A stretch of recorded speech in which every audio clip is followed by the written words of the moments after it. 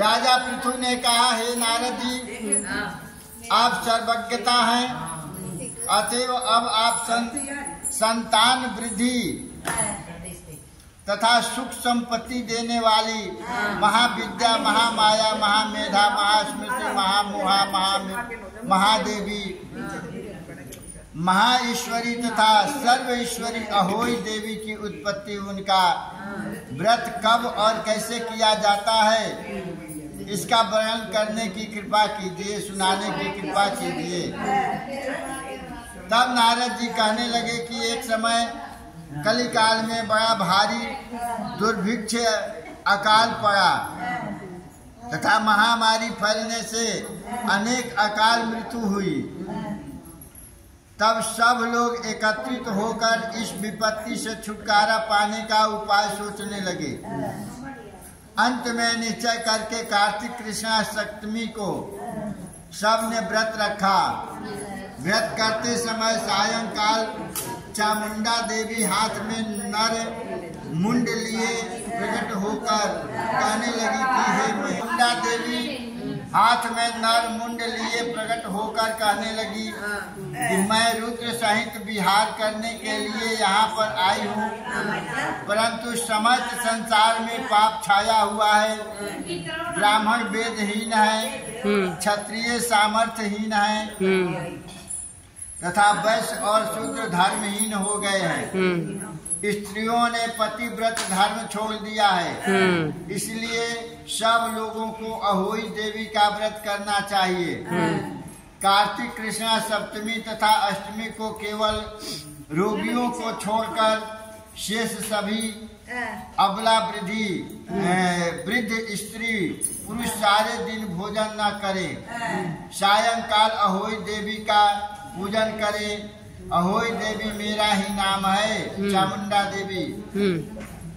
अतएव यहाँ मेरी ही पूजन समझना चाहिए। अपने मकान को गोबर और मिट्टी से लीप कर साफ करें। फिर काला, पीला, हरा तथा लाल इन 4 रंगों से द्वार पर मेरी मूर्ति बनाएं। तत्पश्चात सुंदर सुंदर स्वादिष्ट पकवान बनाकर मेरी पूजा करें। जब चामुंडा देवी ने यह कहा, तभी एक धीवर की स्त्री बोली कि हे माता, हम नीच लोगों का कर्तव्य भी बतलाइए। तब देवी ने कहा कि तुम लोग भी मेरे भक्त हो, सो सब लोग मेरा पूजन करके तेरी संतान को पूजेंगे, तभी उनकी पूजा सफल होगी। मेरी पूजा के बाद कुम्हारिन तथा मालिन की भी पूजा होगी। इतना कहकर देवी अंतर ध्यान हो गई। नारद जी कहने लगे, हे राजन, इस प्रकार देवी के कथनानुसार कहने के अनुसार सब ने व्रत और पूजन किया तो सबके संकट दूर होकर सारा संसार सुखी हो गया। राजा पृथु ने नारद जी से पूछा कि हे मुने, कार्तिक मास तथा एकादशी तिथि श्रेष्ठ क्यों मानी गई है? तब नारद जी ने कहा, हे राजन, एक बार यही प्रश्न सत्यभामा ने श्री कृष्ण जी से पूछा था और उन्होंने जो उत्तर सत्यभामा जी को दिया था वही मैं तुमसे कहता हूँ, ध्यान लगाकर सुनो।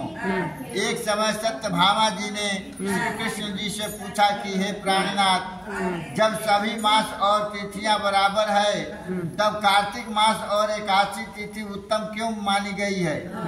तब श्री कृष्ण भगवान ने कहा, हे प्रिय, शंख नामक एक दैत्य समुद्र का पुत्र था। वह दैत्य इतना बलवान था कि उसने इंद्रादि देवताओं को स्वर्ग से निकालकर उनका स्थान ले लिया था। सब लोग उससे भयभीत होकर अपने बाल बच्चों सहित पर्वतों की कंदराओं में चले गए।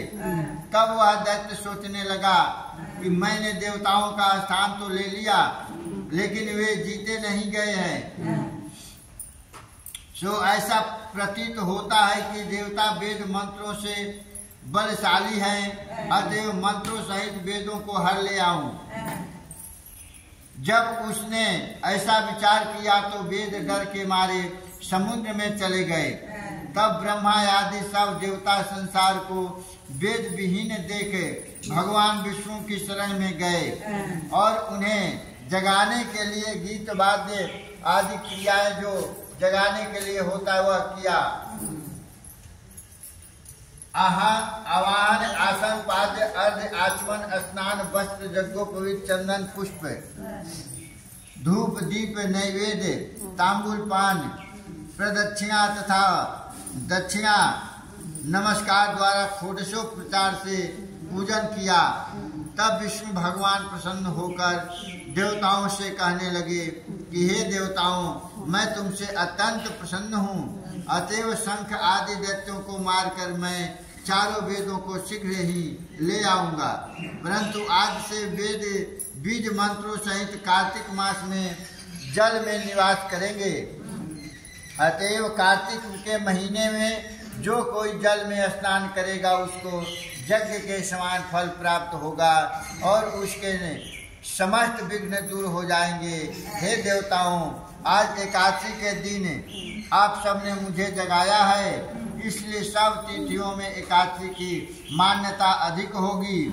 वस्तुतः कार्तिक तथा एकादशी का व्रत मुझे अत्यंत प्रिय है। नारद जी कहते हैं, हे राजन, इतना कहकर भगवान मछली का रूप धारण कर विंध्याचल में निवास कर रहे कश्यप जी की अंजलि में आ गए। कश्यप जी ने उनको कमंडल में डाल दिया। जब कमंडल भर गया तो मत्स्य रूप होकर भगवान कहने लगे, हमको कोई बड़ा स्थान दो। तब कश्यप जी ने घड़ा में डाल दिया। घड़ा भी भर गया। तब उन्होंने कुएं में छोड़ दिया, परंतु भगवान धीरे धीरे बढ़ते बढ़ते रहे।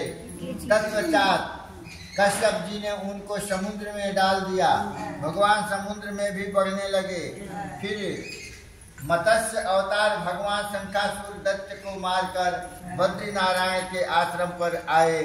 वहां आकर भगवान ने देवताओं से कहा कि हमने शंखासुर को मार दिया है, अतएव अब ऋषि और मुनि जाकर समुद्र में से वेदों को ढूंढ लाएं।